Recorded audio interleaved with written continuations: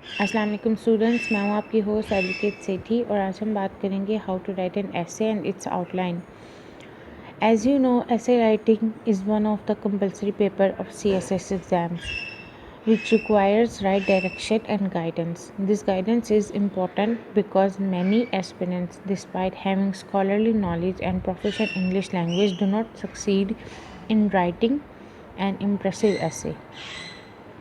The aspirants must know various tricks and clear path to produce an extraordinary essay because the competition would be too tight. The candidates are provided with 10 topics for essay, from which one topic is asked to choose and produce an essay of 2500 to 3500 words. मेरी last videos में मैंने आपको बताया था कि general ऐसे कैसे लिखा जाता है, उसके अलावा जनरल स्ट्रक्चर क्या होता है, और मैंने 2 वीडियो एसेस पे जारी की थी। एक जिसमें आपको स्ट्रक्चर बताया था, इंट्रोडक्शन, बॉडी एंड कंक्लूजन, उसको आप कैसे हैंडल कर सकते हैं। फिर एक मैंने और अपलोड की थी, how to write an outline. इस वीडियो में मैं आपको ये बताऊंगी कि स्ट्रक्चर कैसे बनाया जाता है, कैसे आउटलाइन लिखी जाती है और आउटलाइन और बाकी बॉडी को कैसे मैनेज किया जाता है। Before starting your essay, keep in mind that essay is not a combination of irregular paragraphs, but requires a proper pattern which includes introduction or background, body, and a proper conclusion, as I told you before. The diction you use in your essay matters it a lot. Here's one point to remember, that prolonging your essay unnecessarily will increase the chances of the mistakes and you'll end up losing your marks. It means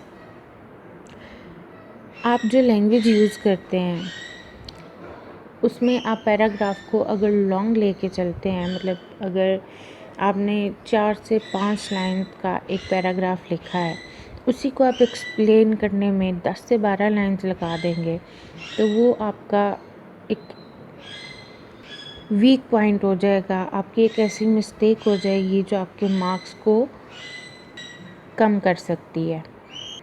today I choose the topic status of women empowerment, how to write an essay, how to make an outline. Let's see. Introduction. सबसे पहले आपने introduction लिखना होता है जिसमें आपने अपने topic को इंट्रोड्यूस करना है। What is status of women, Y women empowerment is important. इसको आप जैसे चाहें वैसे लिख सकते हैं। अब मैंने टॉपिक सेंटेंस में और थीसिस स्टेटमेंट जैसे लिए हैं वो मैं आपको बताती हूँ। For example, in the 21st century, अगर मैंने अपने इंट्रोडक्शन को स्टार्ट करना है, how to start the introduction.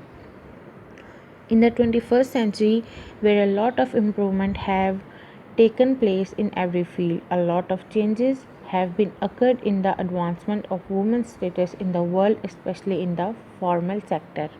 ये था आपका इंट्रोडक्टरी पॉइंट।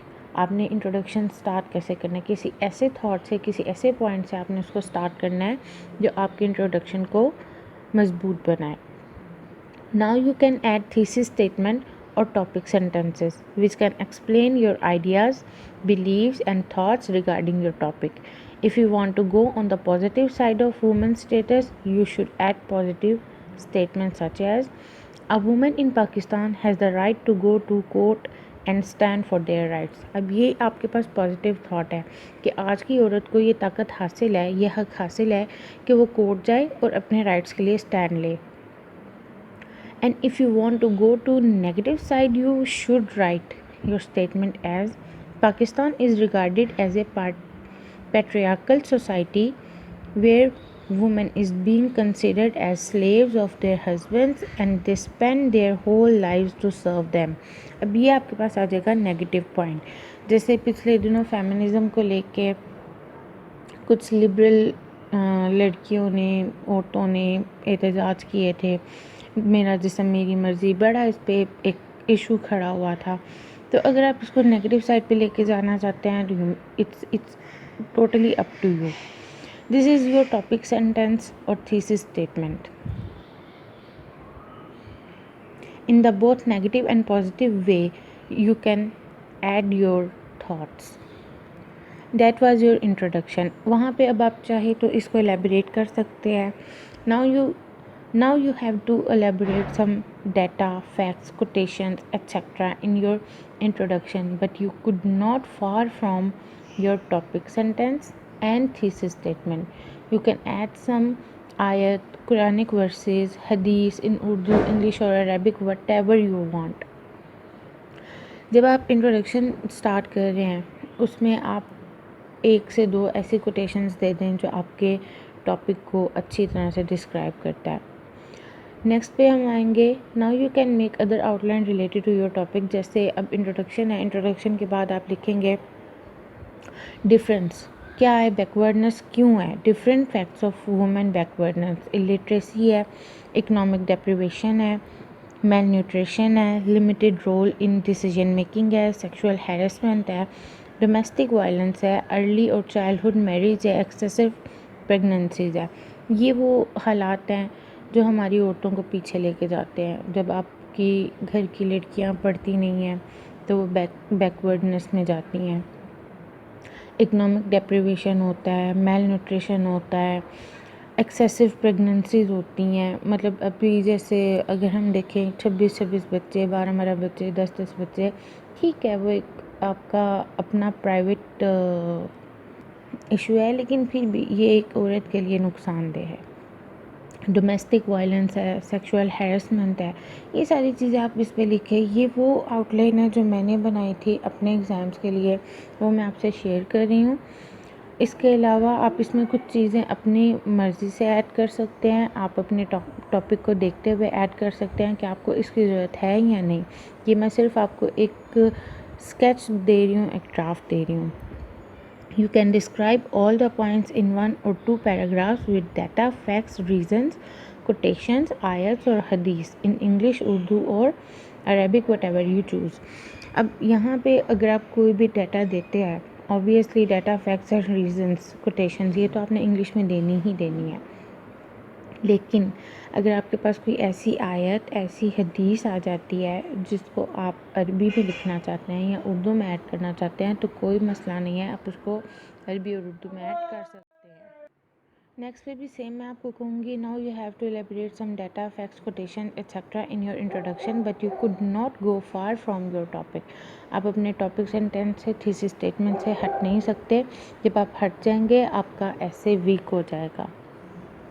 थर्ड आउटलाइन है हमारे पास, thus backwardness of women leads to backwardness of the nation.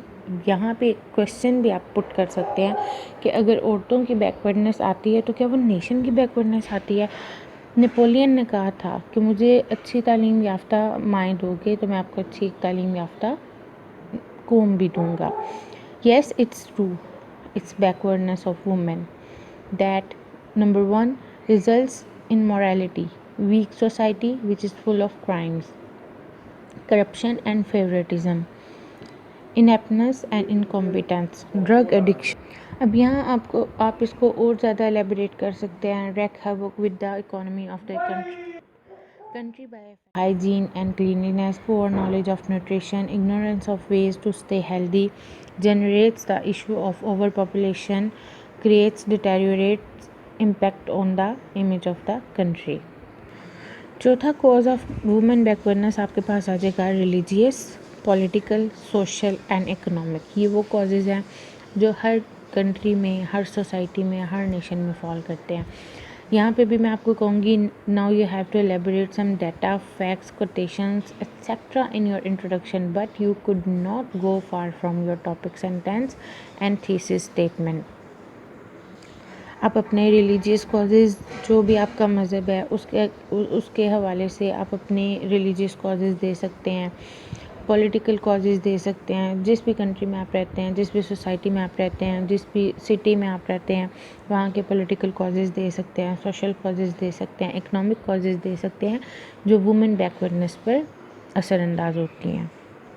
इसी तरह नंबर 5 हमारे पास, different steps being taken at national and international level for women empowerment, millennium development goals MDGs, sustainable development goals, different laws and policies, awareness campaigns, role of NGOs। ये वो चीज़ें हैं जो आपको इंटरनेशनल लेवल पर काम आएंगी। अब अगर हमने कॉजेज़ बैकवर्डनेस के या किसी और चीज़ के बता दिए हैं, तो अब हम रिकमेंडेशंस देंगे कि रिकमेंडेशंस क्या हैं, वुमेन कंडीशन को कैसे बेहतर किया जा सकता है। ये आप देख सकते हैं। नंबर 1 पे enactment and strict implementation of laws है।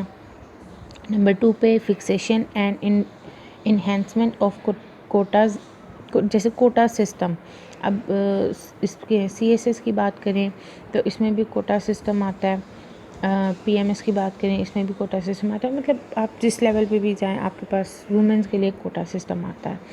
इसी तरह नंबर 3 पे counselling of the male members of the society, मतलब मेल मेंबर्स के लिए काउंसलिंग कैसे ज़रूरी है, औरत को पाँव की जूती ना समझें। ये चीज़ें आपके घर में आपकी माँ की तरबियत, आपके बाप की तरबियत, आपके बुज़ुर्गों की तरबियत से आपको ये चीज़ें मिलती हैं। अवेयरनेस कैंपेन्स चलाई जाएँ, allocation of more budget women's के लिए बढ़ाया जाए, उनकी एजुकेशन के लिए, उनके सॉफ्ट लोन्स के लिए, उनकी हेल्थ के लिए, उनके न्यूट्रिशन के लिए। कुछ recommendation development of a nation तक। Focus on education, allocation of more budget for research and development, eradication of corruption, sustenance of democracy and political stability, rule of law. This is your outline regarding topic of women status or women empowerment. You can change it according to your topic. The last part is conclusion, which is the result of your whole essay writing may include your topic sentence or thesis statement of your choice. You can conclude with the Quranic verses, hadith, quotation, data, facts, or any other research based information you can add regarding your topic.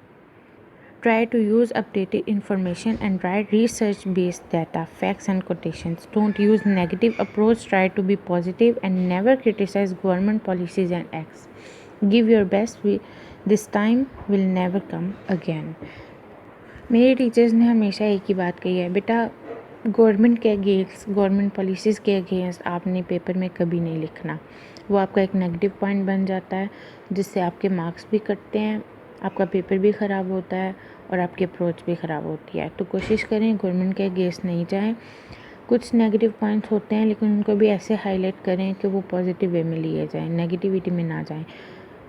दुआओं में याद रखिएगा। आपकी host advocate Sethi. Subscribe the channel फ़ख्र वकालत।